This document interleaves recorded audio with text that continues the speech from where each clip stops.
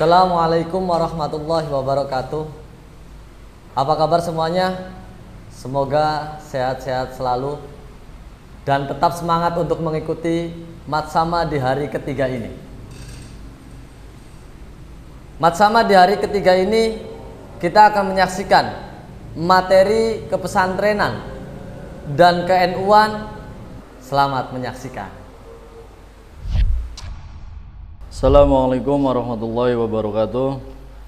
Alhamdulillah pada siang hari ini menjelang sore kita bisa bertemu lagi di sini dalam acara Matsama virtual. Saya sendiri atas nama Rofiuddin dan rekan saya, Bapak siapa Pak? Samsul Huda. Ya, dengan Bapak Samsul Huda. Di sini Bapak juga mengajar di MTS NU Putra 1 ya Pak? Siap. Ya. Ini Bapak guru di MTS NU Putra 1 juga. Ini saya mau menanyakan beberapa hal tentang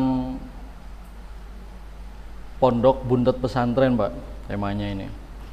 Jadi sekiranya saya sedikit mengupas lah tentang pondok buntet pesantren ini. Hubungan buntet pesantren dengan NU itu seperti apa Pak menurut pandangan Bapak atau yang ini? Mungkin kalau pandangan saya, NU dengan buntet pesantren itu kaitannya sangat erat sekali. Di mana pendiri Nahdlatul Ulama Kiai Haji Hasyim Asy'ari itu mempunyai murid yaitu Kiai Abbas Abdul Jamil. Ya. Ya Abbas ya. Yang mana Kiai Abbas Abdul Jamil itu adalah salah satu tokoh Kiai Buntet. Kemudian beliau juga salah satu putra terbaik dari pondok buntet pesantren. Jadi Kiai Abbas itu mempunyai guru yaitu Kiai Hasyim Asy'ari, yang mana Kiai Hasyim Asy'ari itu adalah pendiri Nahdlatul Ulama ya Pak. Jadi untuk masalah hubungan dengan yang lainnya kayak dari dulu sampai sekarang Kiai-Kiai NU itu mesti ada yang masuk dalam jajaran kepengurusan Nahdlatul Ulama. Jajaran kepengurusannya ya Pak. Kayak contohnya sekarang Kiai Haji Wawan Arwani Amin itu sebagai Rois Suriah PCNU Kabupaten Cirebon. Iya. Jadi antara pondok buntet pesantren dengan dengan Nahdlatul Ulama ya sangat erat sekali. Apalagi kayak contoh Kiai Haji Adib Rofiuddin yang mana beliau adalah sesepuh ya Pak ya di pondok pesantren ini ya. Kemudian di NU-nya juga termasuk Dewan Mustasyar NU. Dewan Mustasyar. Jadi tokoh-tokoh dari kiai-kiai buntetnya juga masuk dalam kepengurusan Nahdlatul Ulama. Kemudian dari zaman dulunya juga antara Kiai Abbas dengan Kiai Hasyim Asy'ari itu adalah hubungan antara guru dengan murid. Jadi keterkaitan NU dengan buntet pesantren itu sangat erat sekali. Sangat erat. Artinya ini kiai-kiai di buntet itu berperan ya Pak ya terhadap NU itu dari dulu sampai sekarang juga ya. Sampai sekarang masih berperan dalam NU itu. Terus terkait dengan pondok buntet pesantren ini Pak, berdirinya awal mulanya kapan sih Pak buntet pesantren ini? Barangkali ada yang bertanya. Kapan kalau buntet pesantren itu didirikan oleh Mbah Muqayyim. Jadi Mbah Muqayyim itu adalah salah satu mufti kerajaan atau mufti keraton Kecerbonan. Oh, mufti di keraton ya Pak. Iya. Mufti di keraton karena Keraton Kecerbonan itu ada hubungan dengan pihak Belanda, kemudian Mbah Muqayyim itu tidak menyukai dengan hal semacam itu, maka Mbah Muqayyim itu memilih hidup di luar keraton. Jadi beliau ketika di luar keraton, beliau mendirikan pondok-pondok pesantren. Awalnya kayak contoh, awalnya beliau itu mendirikan pondok itu di daerah Bulak. Oh, di Bulak yang namanya, iya.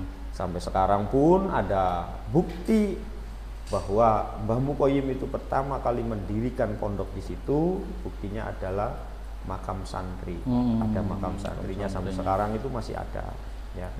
Kemudian antara buntet pertama dengan buntet yang sekarang itu paling bedanya sekitar setengah kilo, Pak. Setengah kilo. Jadi tepatnya itu di desa Buntet. Iya. Buntet. Kalau yang Buntet yang pesantren yang sekarang itu berada di desa Mertapada Kulon ya, Pak. Iya. Berarti berdirinya itu sejak itu tahun 1750, Pak. 1750, artinya jauh sebelum Indonesia ini merdeka ya, Pak. Jauh sebelum. Iya. 1750. Jadi ya itu ya, didirikan oleh Mbah Mukoyim. Berarti yang sekarang itu, Pak, kiai-kiai yang sekarang itu termasuk keturunan dari beliau itu? Kiai-kiai yang gimana? Sekarang, jadi kalau Mbah Mukoyim itu kan punya menantu namanya Kiai Muta'at. Oh iya. Nah, kemudian pertama kali yang mengasuh atau menjadi sesepuh pondok buntet pesantren yaitu Kiai Muta'at. Kemudian Kiai Muta'at dilanjutkan oleh Kiai Abdul Jamil. Kiai Abdul Jamil dilanjutkan oleh putranya Kiai Abbas, Kiai siapa? Kiai Mustahdi Abbas, Kiai Mustahid Abbas nantinya. Iya. Nah, kemudian Kiai Nahduddin Royandi Abbas. Kemudian setelah Kiai Nahduddin Royandi, kemudian Kiai Hamid Anas. Nah, kalau yang sekarang sesepuhnya namanya Kiai Haji Adib Rofiuddin Izzah. Oh, untuk yang sekarang itu, Pak ya. Untuk semuanya juga kiai-kiainya ya masih ada keturunan dari Syekh Syarif Hidayatullah. Oh, dari Sunan Gunung Jati ya, Pak ya, keturunannya ya. Iya. Terus untuk di pondok buntet pesantren ini, Pak, misalkan dari sistem pengajaran atau pengajian di buntet pesantren ini seperti apa, Pak, sistemnya? Jadi kalau buntet pesantren itu punya wadahnya, Pak.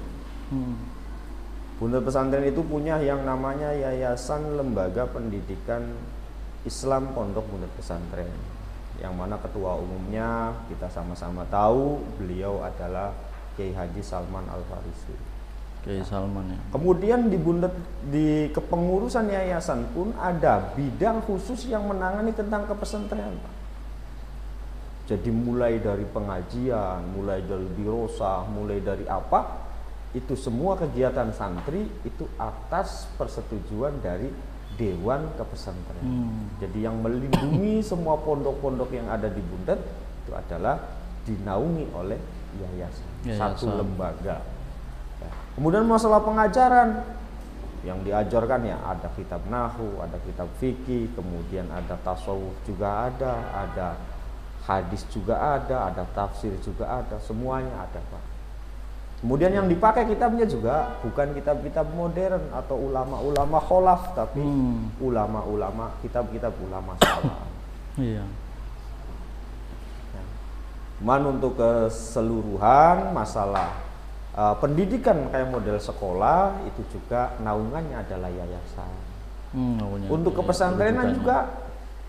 Nah, cuman semuanya masih dalam ruang lingkup yayasan semua, Pak. Mulai dari sekolah, dari TK sampai perguruan. Oh, sekolahnya tinggi. Itu dari TK ya, Pak ya, dari sampai TK perguruan tinggi ya. Ada semua lengkap di Buntet ya. Iya. Terus untuk jumlah pondok pesantrennya kisaran berapa itu, Pak? Jumlah pondok pesantren itu sekitar 46 atau berapa ya? Oh, banyak ya, Pak ya. Pondok pesantren. Tapi dalam satu rujukan, satu naungan, yayasan Pondok Buntet Pesantren, Lembaga Pendidikan Islam Pondok Buntet Pesantren. Jadi di sini itu semua kiai mempunyai pondok masing-masing ya, Pak? Mempunyai pondok masing-masing, tapi tetap masih dalam satu wadah, yayasan Pondok Buntet Pesantren ya. Jadi untuk sistem pengajarannya juga ya macam-macam ya, Pak ya? Iya, macam-macam. Jadi untuk masalah pengajian, masalah ngaji dan lain sebagainya itu kan kiai, masing-masing kiai beliau punya kebijakan masing-masing, tapi semuanya itu masih dalam lindungan kepengurusan dari Yayasan Lembaga Pendidikan Islam Pondok Buntet Pesantren. Kalau dari pondoknya sendiri termasuknya Buntet Pesantren ini pondok modern atau apa ini Pak?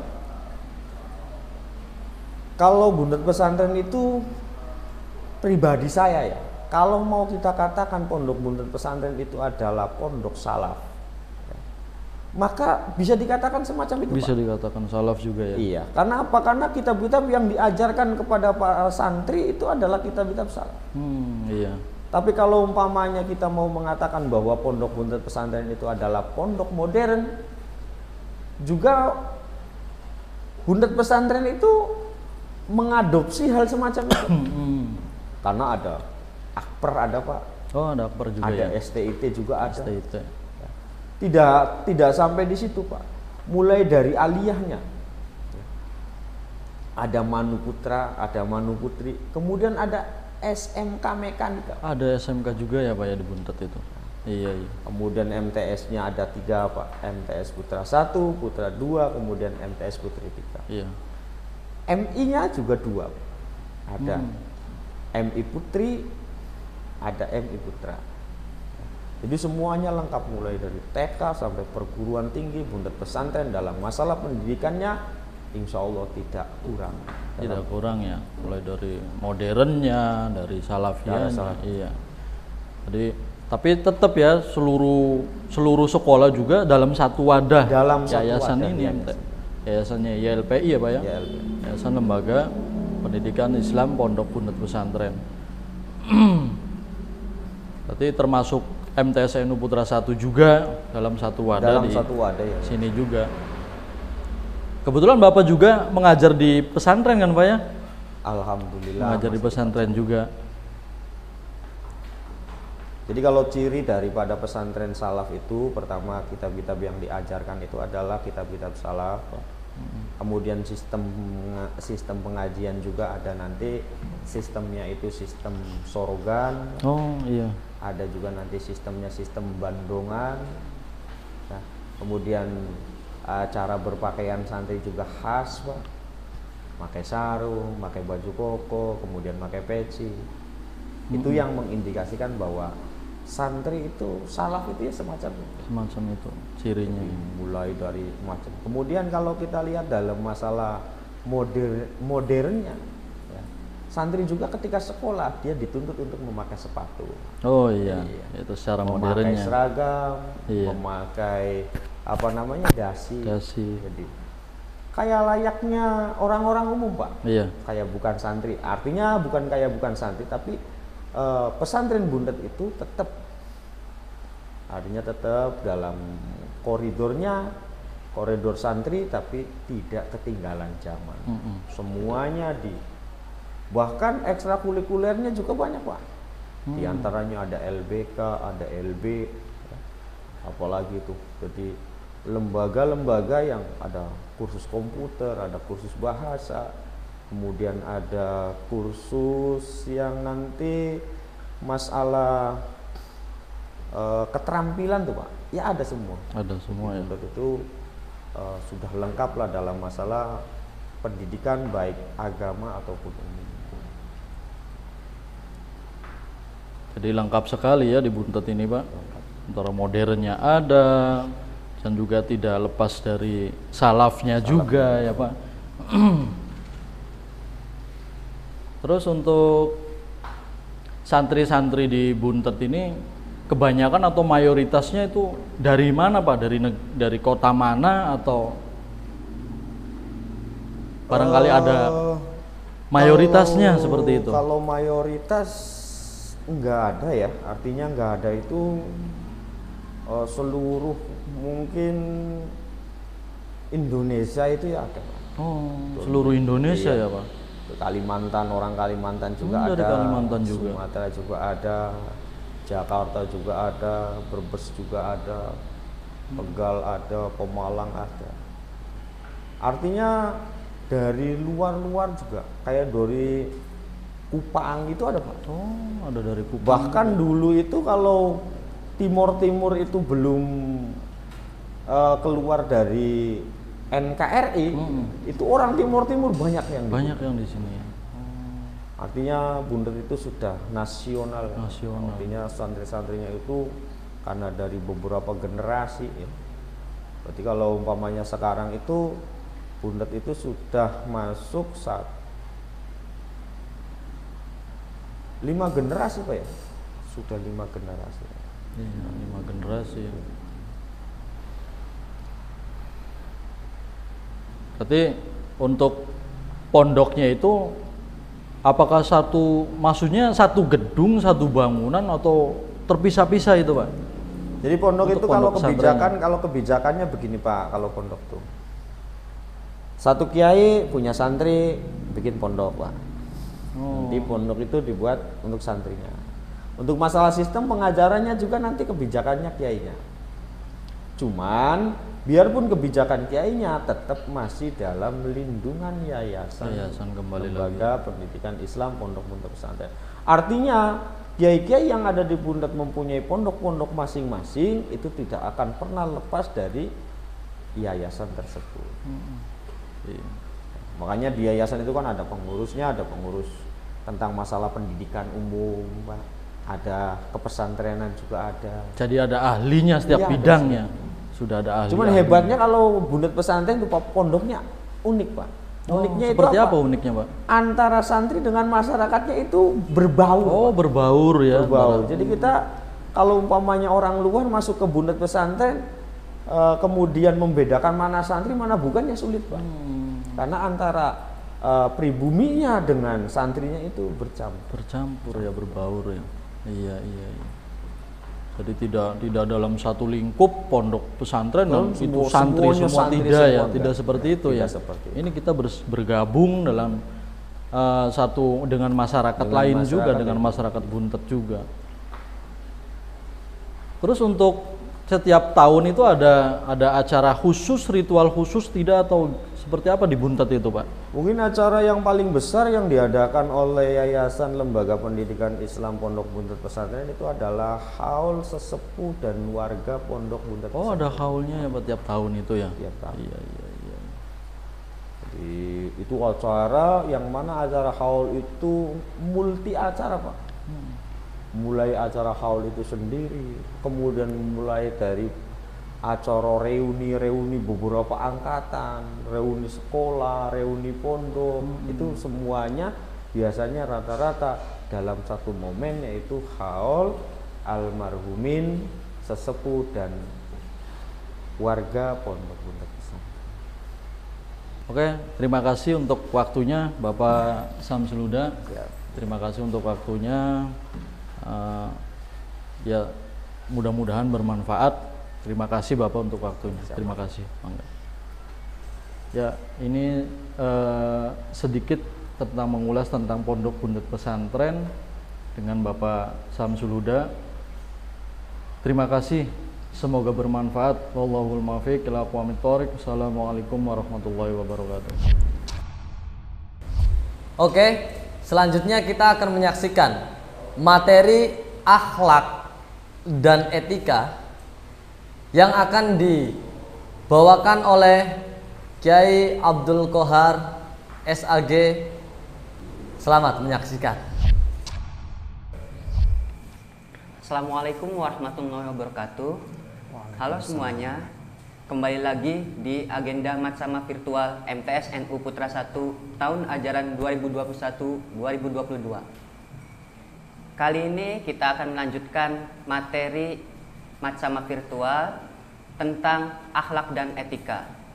Di depan saya sudah ada pemateri Bapak Abdul Qohar SAG yang nantinya akan menjelaskan apa sih akhlak itu secara umum, kemudian bagaimana sih akhlak kita sebagai siswa terhadap guru, juga akhlak siswa antar satu siswa yang satu dengan siswa yang lainnya. Baiklah, mungkin kita langsung saja sapa ke Pak Abdul Qohar terlebih dahulu. Bagaimana Pak Qohar kabarnya hari ini? Alhamdulillah sehat ya. Semuanya, halo, nanti kita akan mendengarkan pemaparan tentang akhlak dan etika. Tolong simak baik-baik ya. Langsung saja, mangga untuk Pak Abdul Qohar menyampaikan materi tentang akhlak dan etika. Silahkan. Terima kasih atas waktu yang diberikan kepada saya. yang kali ini diberi materi tentang akhlak. Akhlak adalah suatu sifat atau sikap seseorang yang sudah melekat pada dirinya, sehingga ketika dia berbuat, bertindak, itu tidak perlu dipikirkan lagi. Jadi suatu sikap yang sudah melekat pada dirinya, sifat, sikap, perbuatan yang sudah melekat, sudah terbiasa, sehingga ketika dia mau bertindak, berbuat itu tanpa dipikir terlebih dahulu. Ketika kita misalnya masuk rumah, ya langsung misalnya mengucapkan salam dulu. Atau misalnya ketika kita mau bertemu dengan orang tua, ya kita mengucapkan salam, kemudian musafahah, salaman, jabat tangan. Nah, itu suatu perbuatan yang sudah disebut dengan akhlak, yang sudah terbiasa, sehingga ketika dilakukan itu tanpa beban, dia langsung tanpa dipikir-pikir terlebih dahulu. Nah, berarti tadi sudah disampaikannya bahwa akhlak itu suatu perbuatan yang biasa kita lakukan sehari-hari seperti itu ya Pak Kohar ya. Yang sudah melekat. Yang sudah melekat. Sehingga ketika kita mau melakukannya itu tanpa pikir-pikir terlebih dahulu. Bertemu dengan orang, salam langsung aja, tanpa salam dulu ya, salam enggak ya, pikir-pikir. Nah, itu baiknya bagaimana ya. Nah, itu bukan seperti itu, bukan harus dipikir-pikir dulu, tapi sudah begitu, sudah sikap yang melekat. Begitu dengar azan misalnya, dia langsung jawab azannya, kemudian langsung dalam pikirannya dia harus segera sholat. Nah, itu tanpa harus timbang-timbang yang lainnya dulu. Oh iya, kira seperti itu ya tadi. Nah, tadi kan kebiasaannya itu sudah melekat dari dalam diri kita, begitu Pak Kohar. Nah, bagaimana sih cara supaya kita membiasakan untuk akhlak kita baik? Seperti tadi disampaikan Pak Kohar bahwa ketika mendengar azan tidak menunda nanti saja sholatnya, tapi langsung diri untuk mengerjakan sholat. Kemudian ketika ada guru bukan malah membuang muka, tapi malah salam, kemudian tadi musafahah, salim. Itu bagaimana membiasakan perbuatan baik seperti itu? Terima kasih.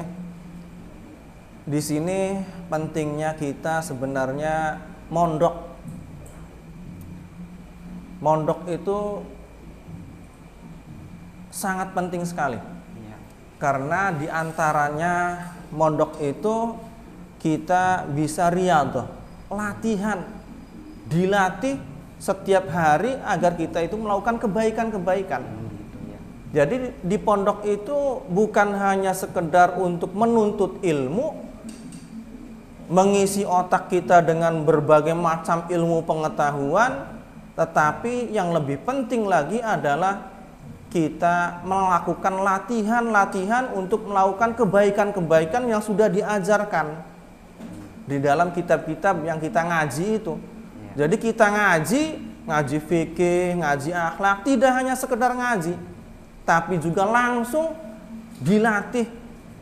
Misalnya saja sholat malam atau sholat subuh itu jam 4 sudah dibangunkan. Begitu juga masalah kedisiplinan yang lainnya itu juga dibiasakan di pondok pesantren.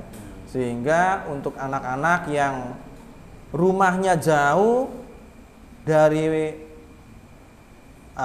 sekolah, dari madrasah, itu alangkah baiknya kalau mondok. Di samping yang pertama adalah kalau rumahnya jauh itu nantinya banyak godaannya ketika mau berangkat bertemu dengan teman-temannya yang tidak satu sekolah, sehingga kadang-kadang nggak nyampe ke sekolah. Sehingga menimbulkan kebiasaan-kebiasaan yang tidak baik. Sedangkan kalau di pondok itu di samping juga sudah terjadwal ngajinya, belajarnya, sampai makannya juga terjadwal dengan baik. Begitu juga ada riyadhah untuk kebiasaan-kebiasaan yang sangat dibutuhkan dalam kehidupan, terutama dalam menjalankan kehidupan bermasyarakat dengan menggunakan akhlak yang baik. Karena akan dilatih, diajarkan bagaimana ketika kita bertemu dengan gurunya, dengan kiainya, dengan orang tuanya. Begitu juga ketika ada masalah, itu biasanya kalau di Buntet pesantren ini langsung para kiainya yang menanganinya. Jadi untuk mendapatkan perilaku yang baik itu ya harus dilakukan dengan latihan atau dengan riyadhah. Dibiasakan, pembiasaan sehari-hari bagaimana supaya sikap kita ketika muncul itu adalah sikap yang baik, sikap yang terpuji.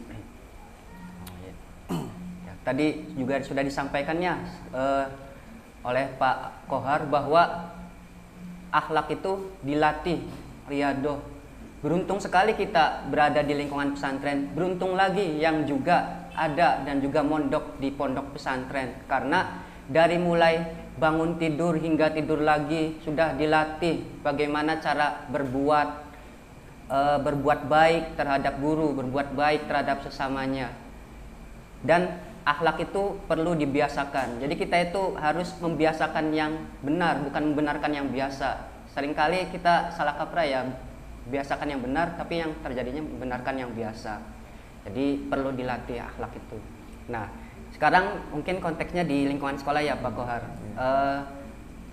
Kaitannya hubungan antara siswa dengan guru, apalagi di selama pandemi ini, seringkali karena tidak ada tatap muka. Siswa itu kadang katakanlah kurang akhlaknya terhadap guru.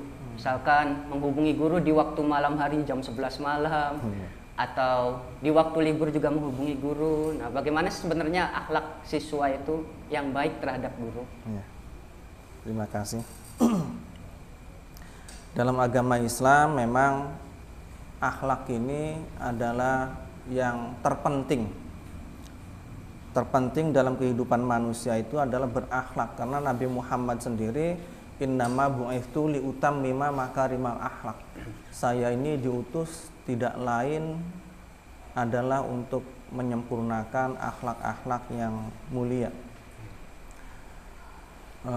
Dan ibadah juga, perbuatan yang baik itu adalah yang paling utama adalah berakhlak, husnul khuluq. Sehingga ketika Nabi Muhammad ditanya ayul a'mal afdal, amal apa sih yang paling utama? Kata Nabi Muhammad, husnul khuluq, berakhlak yang baik. Begitu juga ketika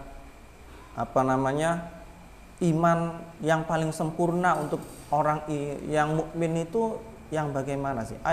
Akmalul mu'minina, kata Nabi Muhammad, akmalul mu'minina imanan ahsanuhum khuluqa.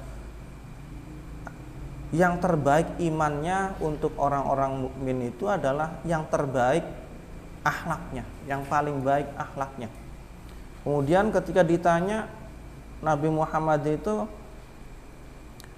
aksaruma yudkhilu ya Rasulullah an-nasa al-jannata, qala taqwallah wa husnul khuluq. Amal apa sih, ketika ditanya Rasulullah, amal apa yang paling banyak memasukkan manusia ke dalam surga? Kata Nabi Muhammad, bertakwa kepada Allah dan husnul khuluq, berbudi pekerti yang baik. Nah, kaitannya dengan berbudi pekerti itu atau berakhlak itu diantaranya adalah akhlak seorang murid terhadap gurunya. Nah, kita diwajibkan untuk berakhlak yang baik terhadap gurunya. Bagaimana ketika kita bertemu dengan guru, misalnya ya yang sesuai dengan agama kita, bagaimana? Baik itu ya baik menurut agama, juga baik menurut kebiasaan manusia. Ada yang baik menurut agama tapi mungkin dianggap tidak baik oleh kebiasaan manusia. Nah, ini harus dijaga juga. Jangan sampai kita ini melanggar aturan-aturan syariat, juga jangan sampai kita ini melanggar aturan tatanan masyarakat. Oleh karena itu, misalnya berjabat tangan ketika bertemu dengan guru, nah itu sangat baik sekali, dianjurkan. Bahkan Nabi Muhammad ini, walaupun ini bukan asalnya itu adalah kebiasaan, berjabat tangan itu asalnya adalah kebiasaan, tapi dianggap baik oleh Rasulullah sehingga akhirnya dijadikan, disunahkan oleh Rasulullah. Berjabat tangan ini adalah kebiasaan orang Yaman sebenarnya, tapi kata Rasulullah ini tuh perbuatan yang baik, akhlak yang baik, sehingga dianjurkan oleh Rasulullah tasofahu, suruh berjabat tangan ketika bertemu, apalagi ketika bertemu dengan guru, ucapkan salam kemudian jabat tangan.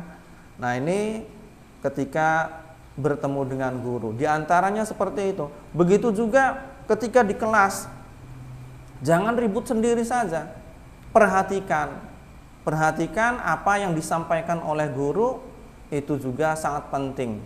Dan juga diantaranya lagi bertanya kepada guru kalau memang apa yang disampaikan itu ada yang belum bisa dipahami. Nah, ketika mengajukan pertanyaan juga dengan pertanyaan yang baik, dengan cara yang baik. Dan juga di samping itu, siswa juga sebaiknya jangan memuji guru lain. Di hadapan guru itu jangan suka memuji guru lain. Barangkali dikira guru itu, ini anak sedang menyinggung.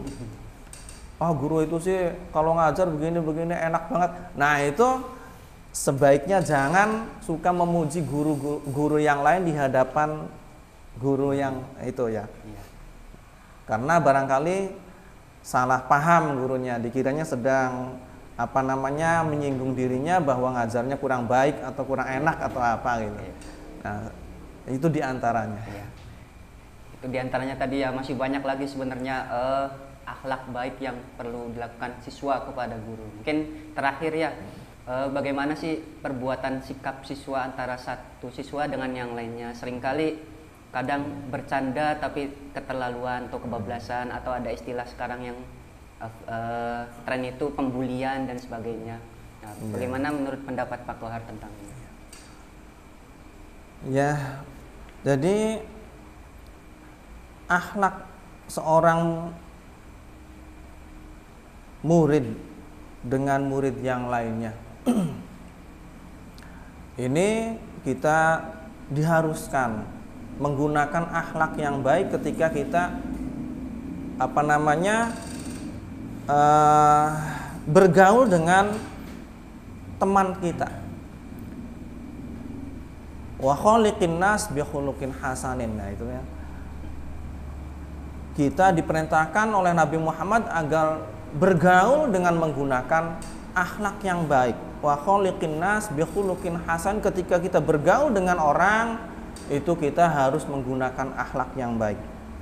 Apalagi dalam Al-Qur'an itu wasahibi bil jambi. Orang yang ada di samping kita, teman kita, satu kelas ataupun teman perjalanan kita, apalagi kalau itu adalah teman kita dalam satu kelas ataupun dalam satu sekolah, tentu kita harus berakhlak dengan akhlak yang baik, jangan sampai menyakitinya. Begitu juga ketika misalnya ada teman kita ya mengajukan pertanyaan ataupun misalnya tidak ngerti diterangkan, ya kita nggak usah tertawakannya misalnya.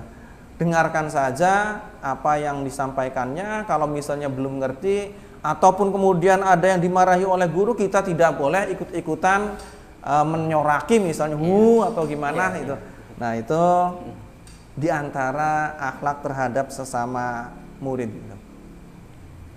Nah, ya, terima kasih tadi ya sudah disampaikan sangat jelas penyampaian dari mulai apa itu akhlak, kemudian pembiasaan akhlak ya, akhlak siswa terhadap guru, dan yang terakhir akhlak antar satu siswa dengan siswa lainnya. Semoga penyampaian materi Pak Kohar bermanfaat untuk kita semua ya. Terima kasih Pak Kohar sudah menyempatkan waktunya untuk hadir.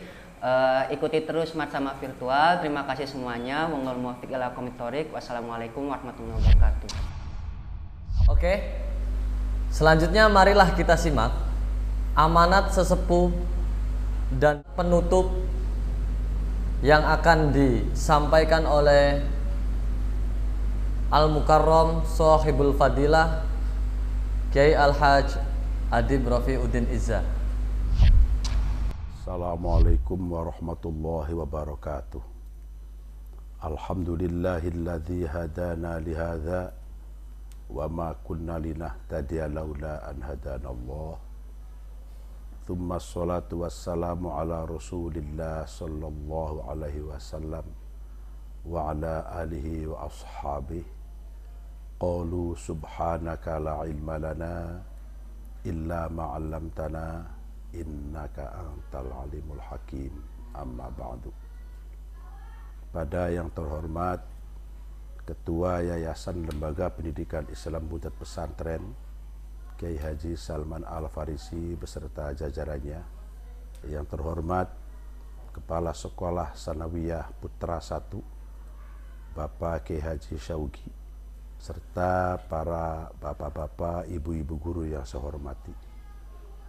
Alhamdulillah, dengan berkat taufik dan hidayah dari Allah Subhanahu wa Ta'ala, kita dapat bertemu, berkumpul bersama-sama dalam acara pengenalan para siswa-siswi, para santriwan-santriwati sebelum melaksanakan pelaksanaan kewajiban belajar mengajar di Pondok Pesantren Buntet.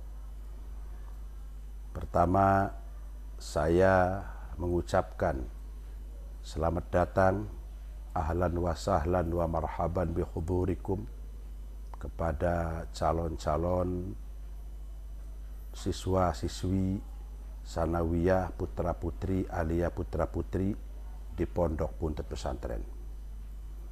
Dan itu merupakan satu keuntungan untuk kalian semua ketika kalian mesantren di Pondok Buntet. Dan pesannya adalah ketika kalian semua pesantren di Pondok Buntet Pesantren ini diniati dengan dua niat. Yang pertama adalah niat untuk melaksanakan satu kewajiban. Yang kedua adalah niat untuk menghilangkan kebodohan. Selanjutnya, bahwa orang belajar, orang sekolah, orang ngaji, itu utamanya adalah harus benar-benar rajin, benar-benar giat, benar-benar dimutola'ah, benar-benar dideres. Satu dawuh ulama yang menyampaikan bahwa ilmu itu akan menjadi naik, ilmu itu akan menjadi luhur, ilmu itu akan menjadi terhormat dengan catatan ilmu itu adalah dicari. Bukan ala ilmu bisaum, bukan ala ilmu bin nasab. Bukan ilmu itu dicari dengan puasa, atau bahkan bukan ilmu itu karena nasabnya. Siapapun berkesempatan untuk mencapai satu derajat yang tinggi ketika seseorang mencari ilmu pengetahuan. Allah Subhanahu wa Ta'ala sudah jelas dalam Al-Quran menyampaikan bahwa orang yang bertakwa, beriman, dan berilmu, maka akan diangkat kedudukannya, makom dan derajatnya di sisi Allah Subhanahu wa Ta'ala. Dan saya yakin kepada anak-anak semua, anak-anak santri yang sekolah di sanawiyah, baik putra ataupun putri, yang di aliyah, baik putra ataupun putri, dengan semangat yang luar biasa, dengan kerajinan yang luar biasa, insya Allah akan mendapatkan keberkahan ilmu dari Allah Subhanahu wa Ta'ala yang berkah, maslahat, dan manfaat dunia akhiratnya. Selamat belajar, selamat mengaji. Semoga kita semua dan juga para guru, bapak-bapak, ibu-ibu kepala sekolah mendapatkan kesabaran, mendapatkan rahmat dari Allah Subhanahu wa Ta'ala, dan kalian semua juga mendapatkan ilmu yang banyak yang bermanfaat dunia dan akhiratnya. Amin ya rabbal alamin. Demikian yang bisa saya sampaikan, kurang lebihnya mohon maaf. Akhirul kalam, wallahul muwaffiq ila aqwamit thoriq. Wassalamualaikum warahmatullahi wabarakatuh.